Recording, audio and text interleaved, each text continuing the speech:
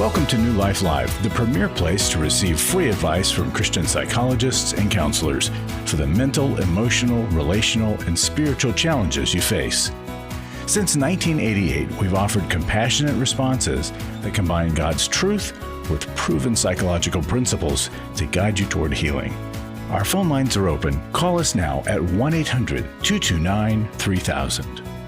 You would not believe how thankful we are that you're watching and listening to New Life Live today, and it's not even Thanksgiving yet. I'm your host, Brian Perez. Thank you so much for being there. 1-800-229-3000 is our number. Licensed marriage and family therapist Dr. Jacqui Mack-Harris is here. So is clinical psychologist Dr. Alice Benton, and they're going to hang out in the studio for 2 hours today waiting for you to call in.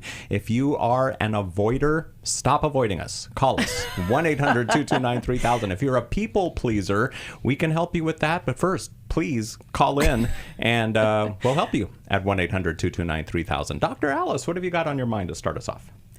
I dread the holidays. My client told me, because I can't out-earn my wife's spending. And she lavishes our children with gifts. Couples say that money is the biggest problem in their marriage. 1 out of 4 couples reports that money is their main argument issue. If you can relate to that, whether you're on the overspender side or whether you're on the anxious scarcity side of that equation, I want to encourage and recommend that you open up the conversation with your spouse early, proactively, and with a gentle request this year rather than a harsh accusation. That very same person who said he dreaded the holidays wanted to say to his wife, "You spoil the kids and you drive me to panic with your spending." Now, that is his experience of her, so that's accurate, but that's not a helpful intro to this conversation. I looked up some numbers about what people in the United States spend on their kids. The average, $461 per child. High-end parents, up to $1,000 per child. And only some on the lower end say they spend under $100. This is a good time to consider what's truly within your budget that you can spend in a sane way without going into debt. Can you and your spouse come to an agreement or a compromise about what you plan to spend this year? And what serves your children best? Does more material things, do possessions serve them best? Sometimes it can be a lot of fun. But we can also overspend in a way that does our children harm in the long run, especially if your children tend towards feeling more entitled and perhaps expressing less gratitude. So rather than coming at your spouse with a harsh accusation this year, why don't you try something like this? Thank you for loving our kids well every year with your creativity and your thoughtfulness. I appreciate that you do that for them.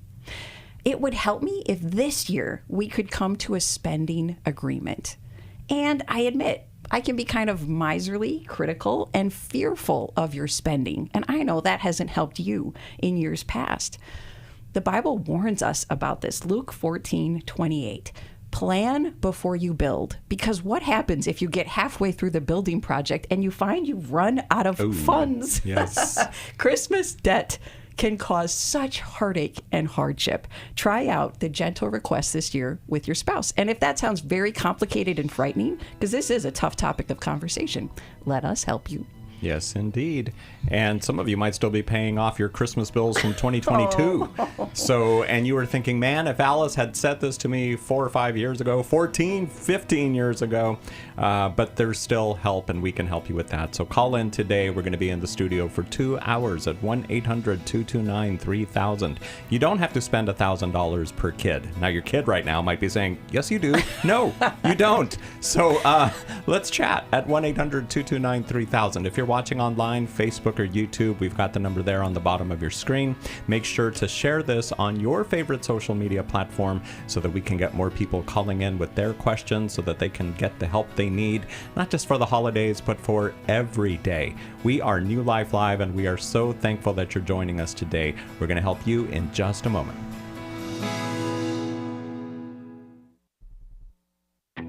I became aware that my husband had had an affair. he was viewing porn on the computer. I was totally unaware of anything like sex addiction. Through the workshop, I truly believe my soul has been restored. The workshop educated me about what sex addiction was. It also gave me courage. I learned how to stand up for myself. Without a doubt, it was the most significant thing that I did. The Restore Intensive is coming to Washington, D.C. November 7th to the 9th. Register online at newlife.com or call 1-800-NEW-LIFE. Enter the code NLL for a discount. That workshop is where I found the tools and the people to heal from this most heartbreaking thing of my life. 1-800-NEW-LIFE and the discount code NLL.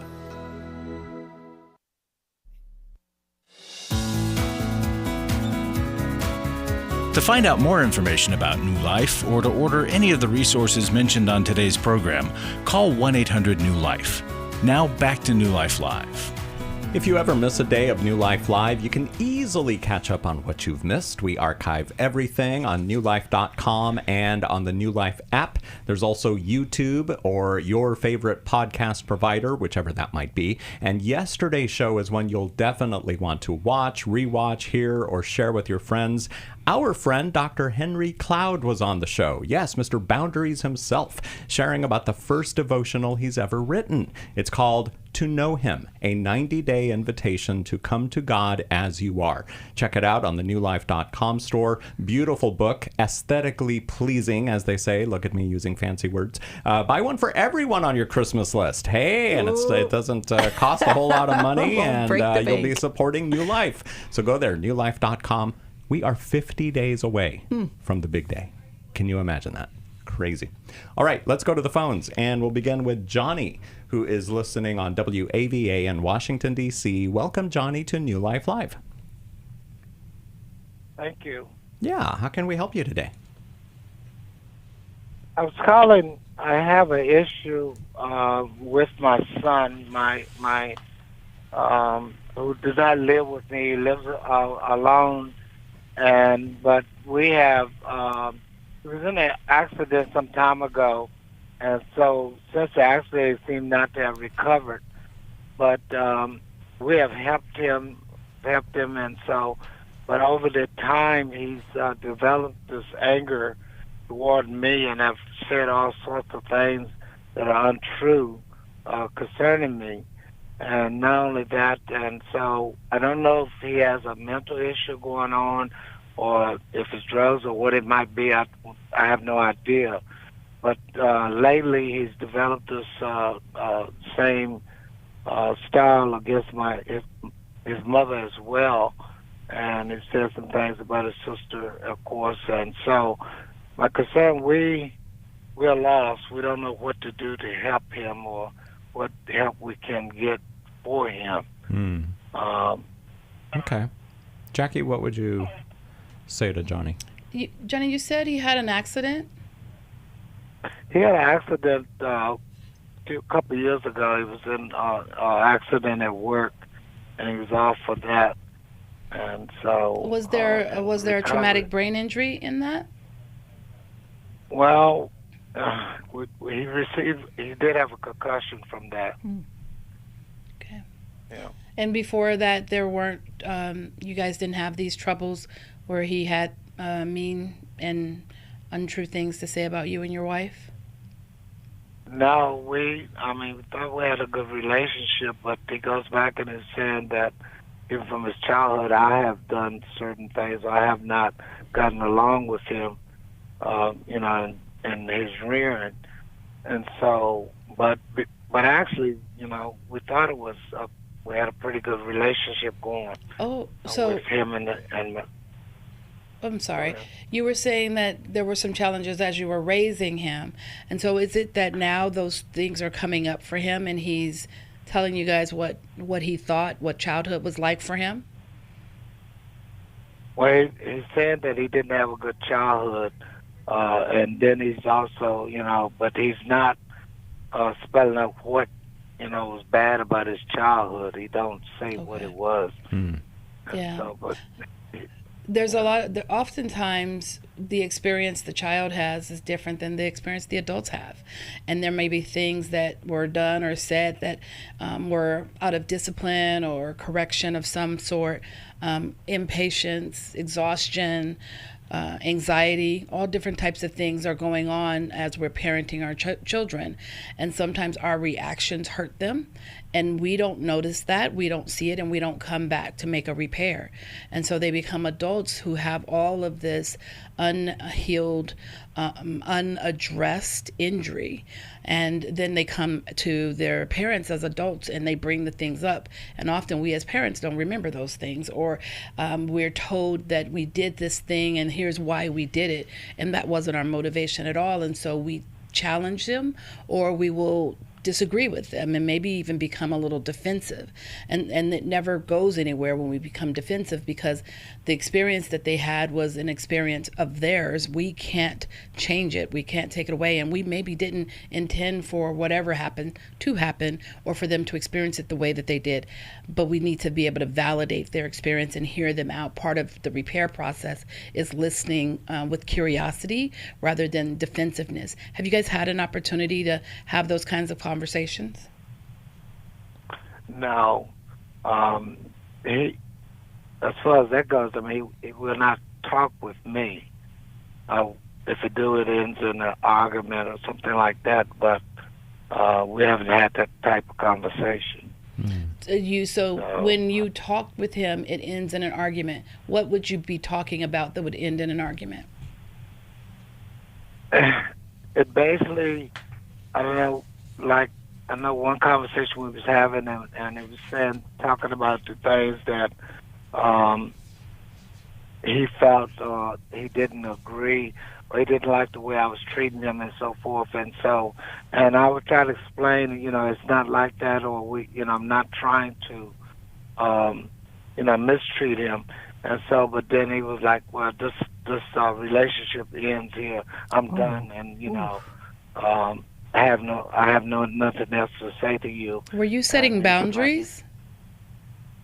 No, I really try to hear him out. Now, one problem, we was doing some work together, and so I wanted to show him a different way, because what I was doing was not working. And I was like, can I show you? And no, you cannot show me anything. He wouldn't hear me. And so then that kind of escalated into an argument. And from that point on, it seemed like we fell apart. Johnny, there's so often two sides to this. Like Jacqui's saying, there's unresolved hurt in the past, and you humbly admit you really haven't addressed that with your son, although you've tried to be a listener to him. And so your willingness to go back to your son, now right now he doesn't want to communicate with you, so this might have to be a written communication, but perhaps he'd receive this one differently. Son, I know I have upset you, both as an adult and as a child. Like I've raised my voice at you, or I've been too critical of you. And I want to hear how that has affected you. Now, I'm just throwing out examples that are often problems between parents and children. So think about, Johnny, whether or not that was true for you. Were you overly critical? Were you sometimes harsh with your son? And the willingness to let your guard down and listen without defending could help bring his anger level down. You said, well, I didn't mean to do that, in response to some complaint he had.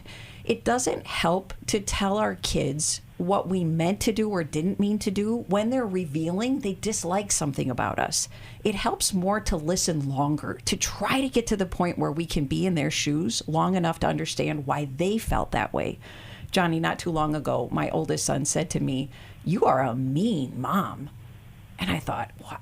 No, I'm not. I know I'm not a mean mom. But I had to stop long enough to figure out, but why does he think that about me? And as I reviewed my behavior, I knew that the consequences I was enforcing were right. But I can always check, what was the tone of my voice? Was I nagging my child? What did I do wrong in my delivery, even though my content was right and necessary? And so to go back to my son to say, tell me about what it's like when I'm a mean mom to you. Give me examples. I really want to hear about that because I want to be cautious about it. While still, Johnny, holding my ground that but there's also some respect that's required in this home. And your son may be rebelling against the help you're giving him and the standards you have for him. So it's also okay to let your child know, hey, it doesn't work for me for you to raise your voice or to say we're no longer communicating, especially if we're living in the same home. We got to figure this out if we're going to stay under the same roof. So I'm going to look at my part. And if we can't figure this out together alone, let's go in for help with a counselor so that they can help us figure this out together. What would it be like for you, Johnny, to try those attempts with your son?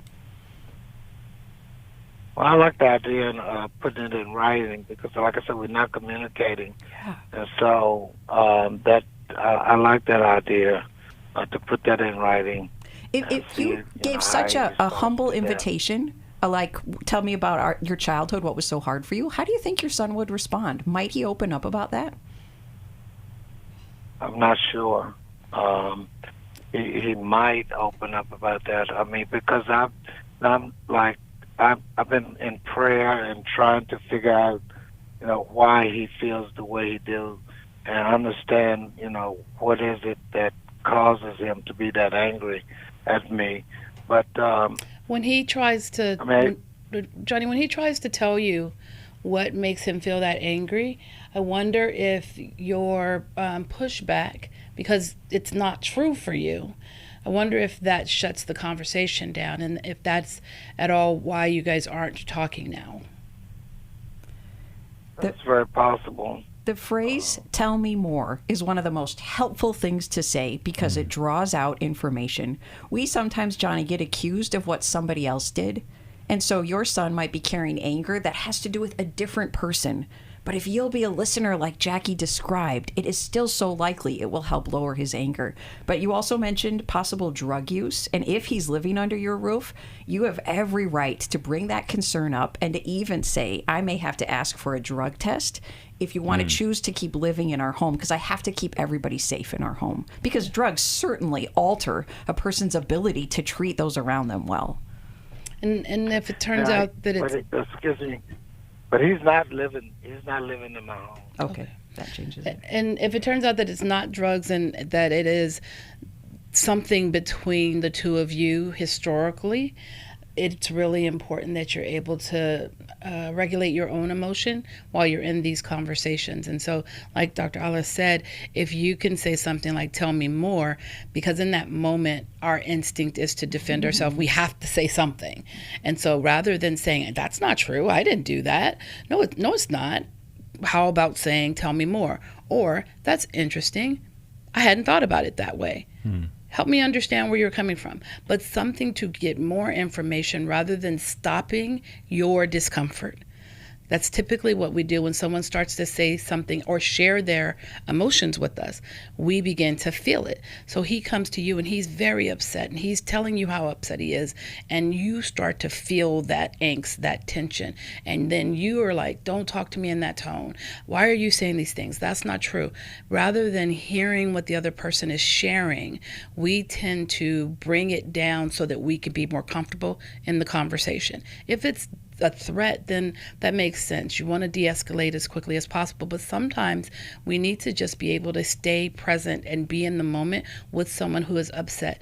We tell people we want to hear their hearts, but when they actually share their heart, we tell them, don't do it that way. Do it this way, because that makes me uncomfortable. And really hearing his heart can help him feel safer to tell you more.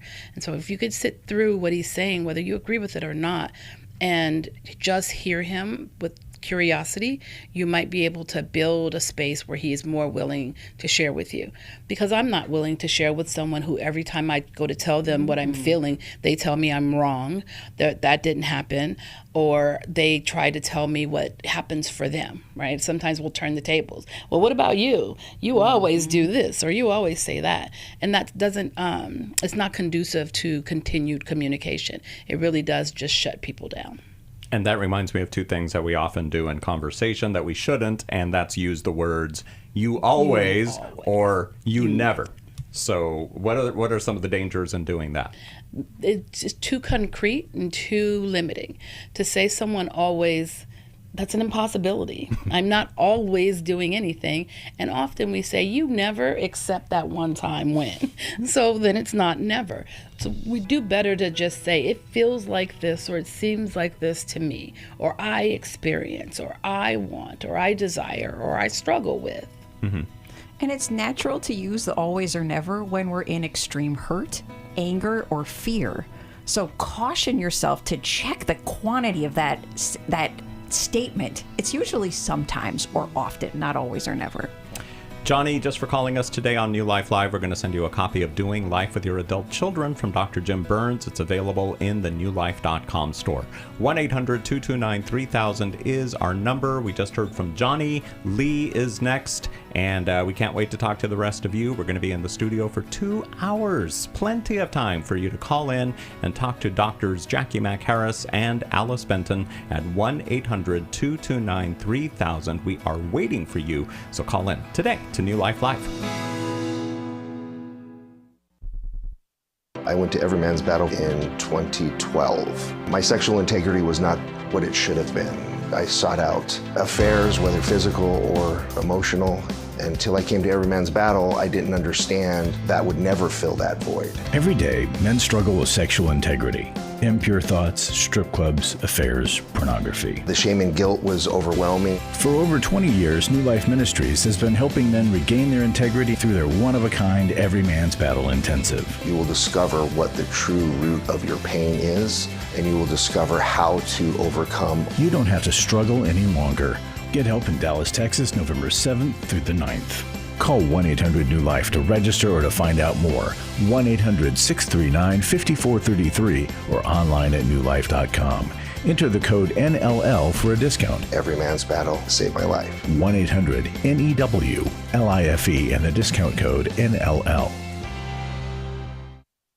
Club New Life changes lives. You guys came along into my life in 2022.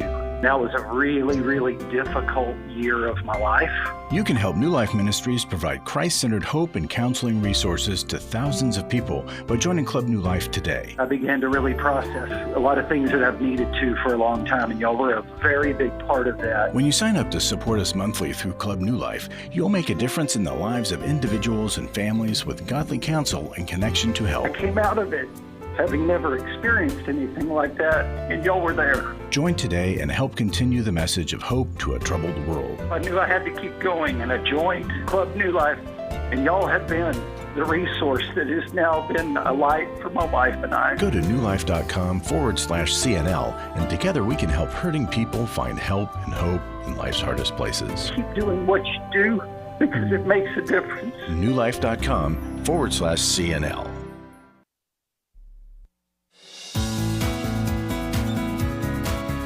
To find out more information about New Life or to order any of the resources mentioned on today's program, call 1-800-NEW-LIFE. Now back to New Life Live. And let's go right back to the phones. And here's Lee, who's listening to us in Dallas, Texas on Sirius XM channel 131. You too can listen to us on Sirius XM if you have Sirius XM in your car, channel 131. Lee, thanks for calling 1-800-229-3000 today. How can we help you? Well, first, thank you, and thank you for all of you, and not only your professional help and it being free, but your walk in the Lord and all those brave callers who have asked a lot of questions that I needed answered too. So I'm thankful for them. But let me get to my question because I think it's kind of unusual. So anyway, I was married once before, almost 24 years, and my first husband had unfortunately passed away, and therefore I became a widow. We did have one son. He was 16 at the time.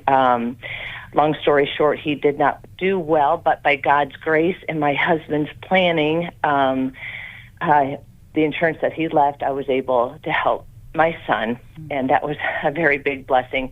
And a few years later after that, I did remarry.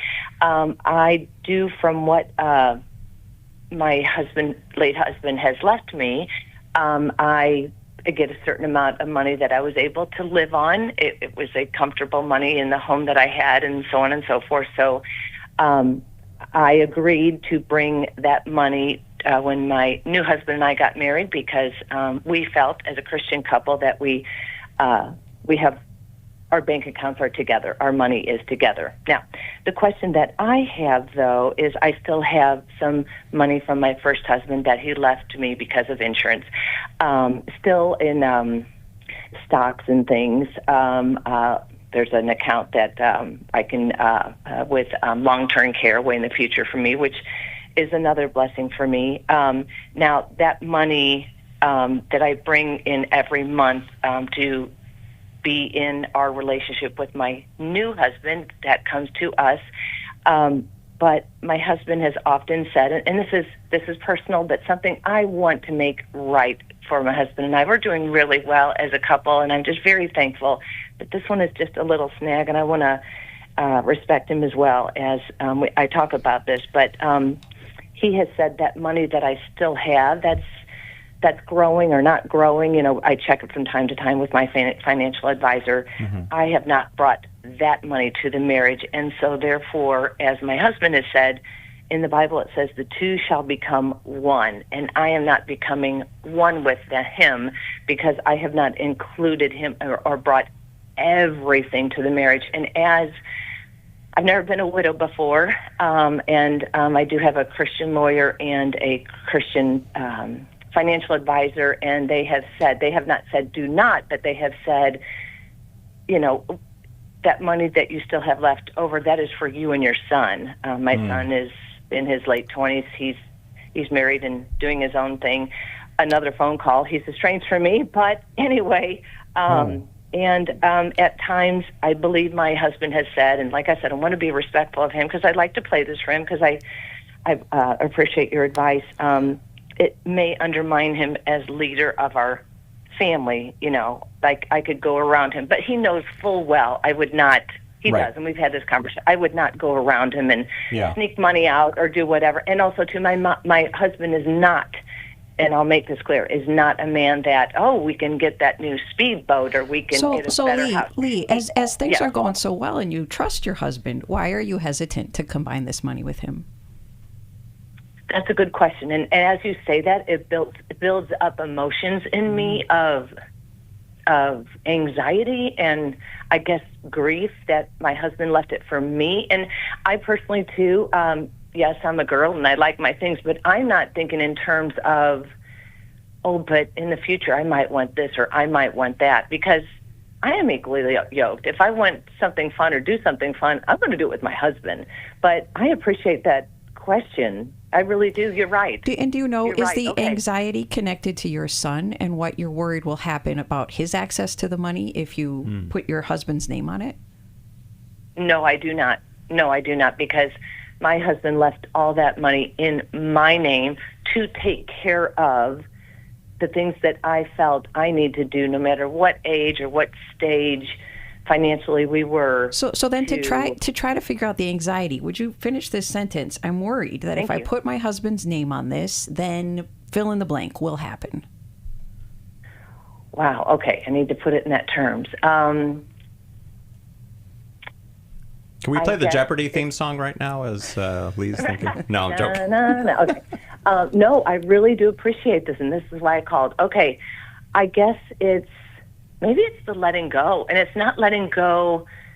It's my money. It's my money. You can't have it or spend it. I guess it's a little security blanket. And I'm just saying what's coming from my gut right now in my head. Mm-hmm. And it's certainly not, I don't know if it's, I can't let go of my husband. Lee, I want you to take a moment to think about it, because you've probably never actually thought about the why you are doing it, because the response you keep giving it is the why. It's not this. It's not this. It's not this. So you're able to say the reasons that aren't accurate, but still haven't really sat with your why yet. And I wonder if it's because it's stuck on the other side of some Christian principles that you're associating with this. And so since we're coming up against a break, I wanted to give you a moment to just kind of pause and think about the question. And then when we come back from the break, maybe we can help you out a little bit. And as you have lost your first husband and you've lost your son, maybe you're afraid of what will happen if you surrender this money. What else might you lose? So also consider that. All right, Lee, we'll come back to you after the break here on New Life Live. And we're waiting for you to call in too, everyone else. So grab an open line, 1-800-229-3000. I was sort of vaguely familiar that the 12 steps had some origination in the Bible. I found Life Recovery, and one of the things I liked so much was that it had such a broad appeal. It wasn't limited to just alcohol or drugs, that it was addressing a wide range of problems. At New Life, we believe everyone can benefit from a life recovery experience. There are life recovery groups all over the country. They take place online, in conference calls, and in person. And if there isn't one in your area, we can help you start one. We have startup materials, leaders' guides, CDs, Bibles, and more, all with discounts available for groups. Call us at 1-800-NEW-LIFE and ask for Terry Ward. The 12 Steps have long been a great help to people in recovery because much of the 12 Steps' power comes from the fact that they capture principles clearly revealed in the Bible. The 12 steps is really a pattern for all of us as Christians. Call 1-800-NEW-LIFE. That's 1-800-639-5433. Do you need help for life's hard situations? My husband recently said he wanted a divorce. I'm confused on what I should do. I have an eating disorder. New Life Live answers your questions on relationships, grief, addiction, trauma, anxiety, and much more, all from a biblical perspective with our panel of professional counselors and psychologists. I learn a lot from your program. You help so many people. I appreciate your ministry. Whether you listen or watch, there are so many ways to connect with us to ask our panel of counselors a question.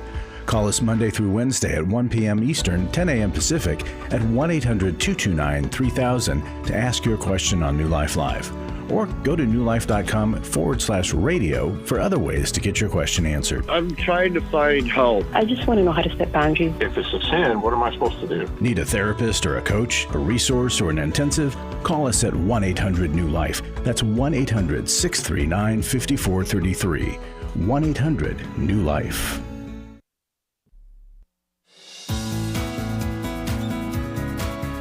To find out more information about New Life or to order any of the resources mentioned on today's program, call 1-800-NEW-LIFE. Now back to New Life Live.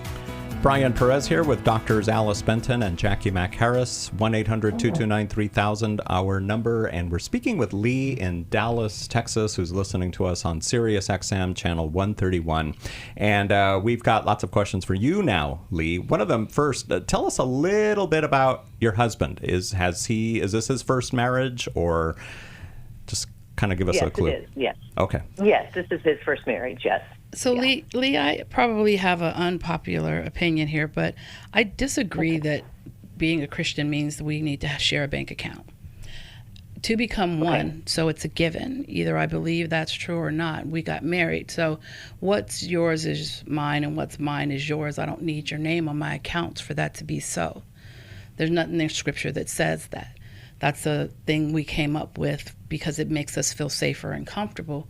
But the reality is that's a spiritual coming together and sometimes a physical coming together. But all the things outside of the physical and the spiritual are attached to us. And so when you got married, you became one with him, which brought your son, which brought a home if you had a home, all that clothing that now is in that house, and your finances. My husband and I would not still be married if we still had a single bank account. We, very early in our marriage, and we've been married 37 years now, very early in our marriage, we realized we don't do money the same way. And so we have our own accounts, and then we have a joint account for the household bills. That works great for us. And if I need something a little extra in the month, I tell him and he handles it. And if he needs something, he tells me and I handle it. We don't hide money from each other. We don't hold things back financially from each other. But he doesn't need access to everything I have, and I don't need access to everything that he has, because we are one. What he has is mine. What I have is his. When I do my insurance and my life insurance during open enrollment, I am taking him and his future into consideration as well as my own, and he is doing the same thing. It feels to me like there is some anxiety maybe on the husband's side that says there is still this piece of you that I don't get to own, and that feels like some distance, and that's concerning for him. And I would be curious about that anxiety, because if we're one, we're one. And a lot of times there are ideals that come out of religion that are just that, ideals. There's no scripture attached to it. It's ideals and traditions and principles that well-meaning people believe will make life better and healthier, but it's not always the case. And so I wouldn't be locked in because we're Christians, we're supposed to have everything under both of our names. We're also still two individual human beings, and it's the two that become one, which means there needs to be a whole you and a whole him, and we bring that together and make that one. It doesn't mean that you have to disappear and turn everything about you over to him, or that he needs to do that. It is, how do we continue to be these two whole, separate, individual human beings and make one life together under God? Now, let's just say there's somebody listening to what you just said right now, Dr. Jacqui, and this is something that they've wanted to do, that they always thought, I wish we didn't have this joint bank account. And now they're going to say, oh, look, see, that's what I've been saying this whole time. And now they're going to use it in a hopefully not nefarious way, but now they're going to... I tell my clients, don't use Dr. Jacqui as a dagger. Dr. Jacqui said, and no, we're not doing that. However, it can be a conversation. Yeah. And like I said, it might be an unpopular opinion, but it is what has worked for my husband and I genuinely believe that money would have torn us apart. We weren't going to let the military or the church or anything else get in the way, and so we certainly weren't going to let money get in the way. And that idea that we had to be sharing a bank account just didn't work for us, and so we went off script and we did our own thing, and this has been better for us. And I tell everybody I talk to, you do what works for your marriage, because your marriage isn't the church's marriage. And it's been 37 years. It's been 37 years. So it can't be all bad. Alice? In my work with couples, I found that the majority of couples have wanted the combined finances for trust and transparency. But like Jacqui's exception, the way she does it with her husband, I found couples that have also stayed married better because they separated their finances, because one is a spender to the extent that the other one has anxiety about it. And so it created too much conflict. So I agree that you can personalize how you manage your money in a way that best serves your marriage. And Lee, for you, I would advise you to go back to your husband to say, I can't freely combine this yet. I want to, but something is holding me back. And so I'm going to spend some time exploring the security blanket, the anxiety, the grief that's there. And I think, Lee, it does have to do with further grief about the death of your husband and your son being estranged from you. And it somehow has attached itself to the money that came from your husband. So that makes sense. That money has been a connection, and it maybe was one of the last times your son allowed you to be a part of his life when you were financially assisting him. So you might also ask your husband to be in prayer about why it's so important to him and the strong emotions your husband has that you're not yet combining it, because that probably points to something in his history that maybe he needs to have things in order and underneath his authority to feel good about it. And there might be an unhealthy end to that. So when we give God the permission, but also the responsibility. God, my heart is not able to do this freely. So you've got to change my heart or my husband's and show us where to meet in the middle about this so that we can come to an agreement. We can't yet. God loves to work in something that we're unable to change on our own. I love that too. Bringing the conversation back to your husband and just being curious and being honest with, I don't really know why I'm not able to release this yet. As you were talking, Dr. Alice, I had a thought. I have some old scripts in my memory, some old implicit, well, not implicit anymore, explicit biases. But the bias was the message growing up was that all men are dogs, and one day he's going to hurt you, screw you over, and leave you, and you better be able to take care of your family. And I don't know if all women got that message, but I know that most Black women got that message. And so most women that I talk to, that is some inkling in the back of their mind. And if you have ever had that message spoken over you, if you came from a family of a matriarchal family of many single women, then you might have heard that message somewhere. And then you had a husband who made sure that you were well taken care of. That was his intention. That was your first marriage, that he chose you and he prepared for you to be taken care of. That's still true. He's gone, and he intended to make sure you were always taken care of by him. Now, yes, you are remarried, but there is maybe something there that this was his last wish, and you are still trying to honor that. Adding your husband to it now makes it a gift your first husband has now given to your second husband, and there may be some part of you that is wrestling with that. So I just throw all that out there to help you with as you're sitting with this and trying to come to some understanding for yourself about where the tension is, just to give you some more ideas to toss around. One of my favorite verses is that a person's heart is deep waters, and it takes a person of understanding to draw that out, meaning we don't understand ourselves. I'll often have a big emotion and think, I don't really know why I'm feeling this way, and I need to talk to somebody else to get to the bottom of the matter. And so, Lee, please consider letting us connect you with a counselor in our network, because talking this out further is what will help you come to more clarity. And I love your respect towards and for your husband. And I think that he's someone that can sit with you and go into those deep waters while you explore where this is coming from, what the tension is, and that you can sit and join him in the same. This can be something that you guys join forces, whether you bring the money together under one account or not, you still are together in the discovery of where the tension is coming from and what meaning is associated with it. So be one in that while you decide what you're going to do next with it. I think we'll send you a copy of Trust from the newlife.com store. So thank you for calling in today to New Life Lively. We are in the studio for an hour plus, so call us at 1-800-229-3000. By the way, this weekend is the Restore Intensive in Washington, D.C. It's a workshop for women whose hearts have been shattered by sexual betrayal trauma. It's led by therapists who have walked through this trauma and come out the other side. You'll learn about negative self-beliefs, healthy and unhealthy coping skills, triggers and boundaries, trauma, anger, bitterness, and guilt, a plan for recovery, and so much more. We don't hold this workshop often, and you can still get in. Visit newlife.com for all the details, or give us a call at 1-800-NEW-LIFE. And if you're thinking in reaction to that, I shouldn't have to go, he should have to go, I'm hurting because of his betrayal.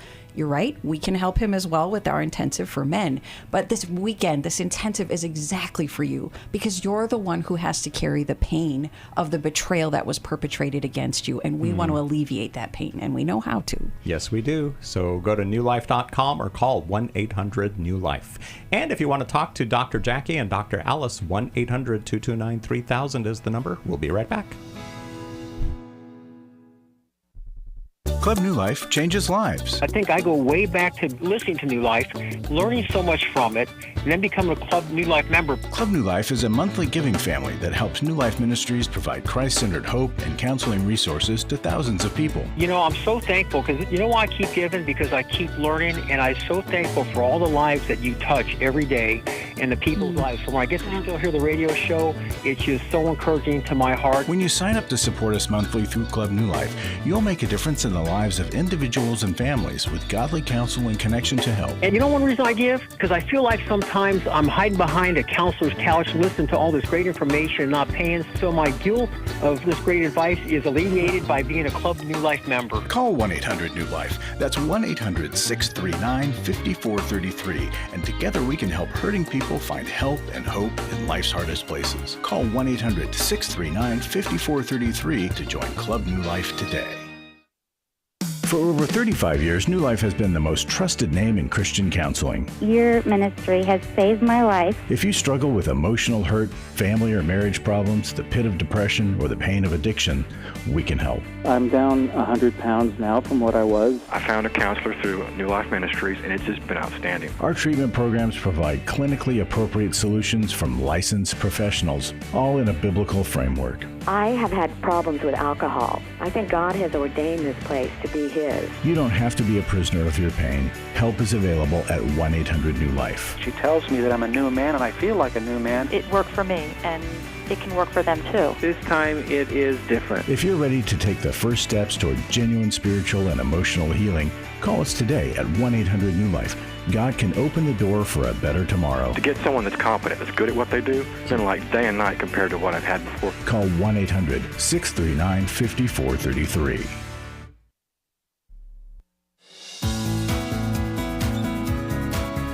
To find out more information about New Life or to order any of the resources mentioned on today's program, call 1-800-NEW-LIFE.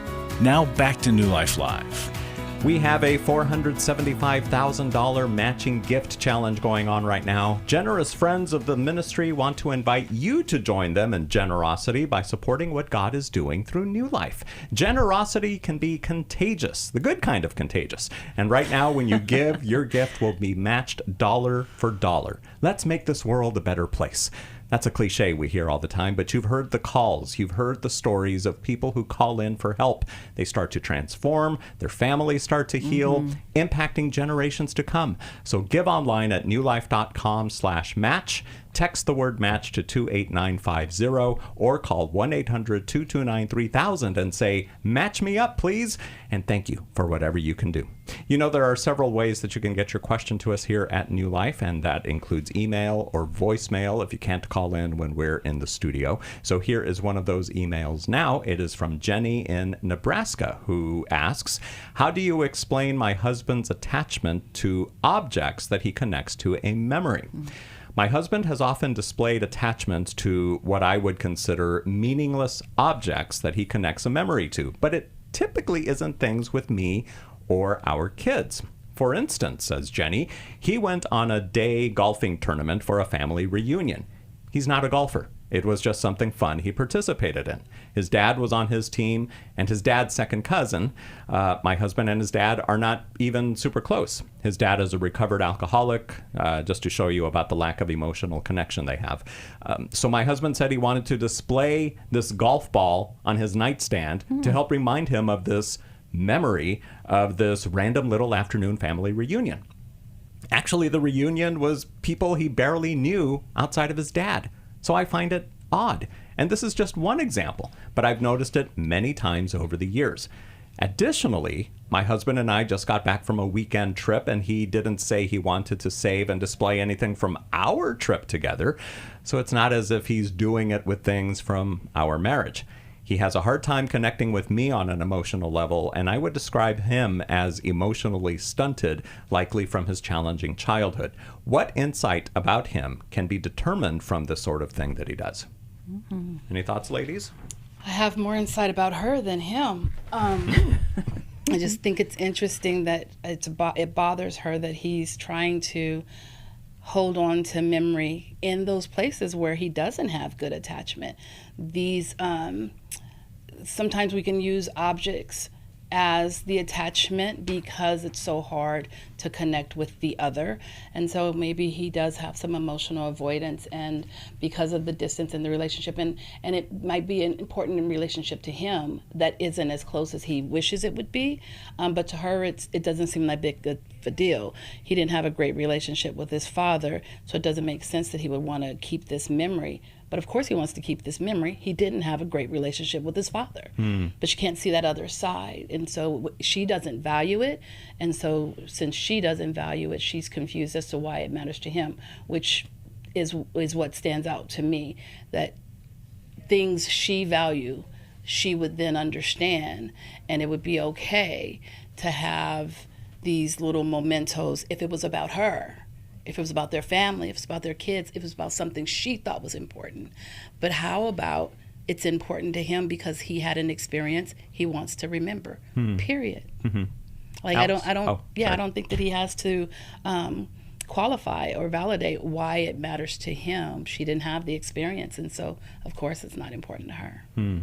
Alice? I can understand that it stings that he values these objects that have nothing to do with her. And so I want to encourage you to bring the hurt to him in a vulnerable way with a request rather than an accusation. We talked about this at the top of the show, that when we're hurt or fearful or angry, we often come out with a strong accusation when what would really be more helpful is an admission and a request. So it would sound like this.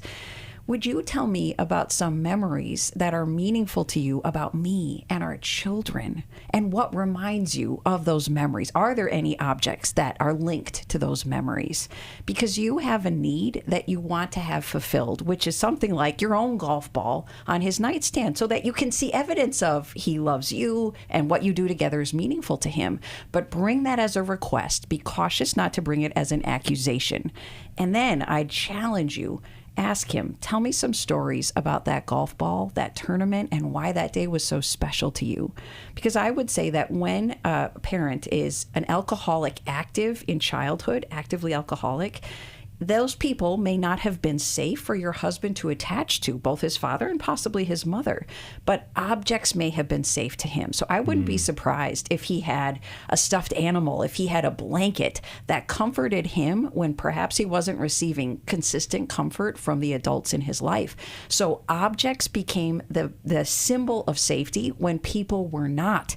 Then this great exception comes along of a golf tournament where he actually had fun with a now sober dad. Okay, no wonder that golf ball means something to him.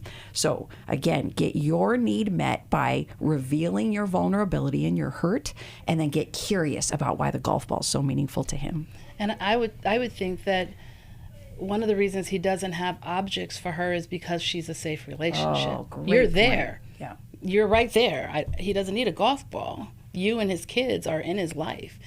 But she is, like you said, she is not getting something. So I love that, taking it to him. And he seems to be a sentimental person. Hearing her say, like, I need to know what do you hold in your heart for us? Yeah. What's the emblem for us? Jenny, thank you so much for sending in your question through the newlife.com contact page. You go there, newlife.com/radio, actually, and that gives you the email address or the phone number where you can leave a voicemail. I think we have time for another call. Here is Connie in Ithaca. Is that how you say it? Ithaca, New York, listening on Sirius XM channel 131. Go ahead, Connie. Yeah, this was in response to Jackie. Yes, and ma'am. I was just thinking that the monies that they incurred together were hers and her husband's. And if she had to confer with her husband right now and ask him, maybe he would say, I thought you were going to keep that money for my son. Yeah, it's quite possible, right? And it is good to Yeah. think, if I asked my first husband what to do with this, what would he have said? With his values that he had and his love for his family, how would he want me to use this money now? So it's good to consider back to how his attitude and his behavior were, so what his wish would be now. Yeah. And even to sit with, is that what's holding me back? Right? Having not actually sat and looked for an answer for your resistance. You may not have come to an answer because you're not trying to answer that, because it's a hard thing to look back and think about that marriage that you no longer have, and maybe even walk back through some of the grief as you remember this person and their personality and their moral compass and their personal constitution, what would they want going forward. Yeah. Connie, when I saw that you were calling in, I commented off air, that is such evidence of the New Life community, that you, Connie, would be listening and want to call and offer something helpful to a previous caller.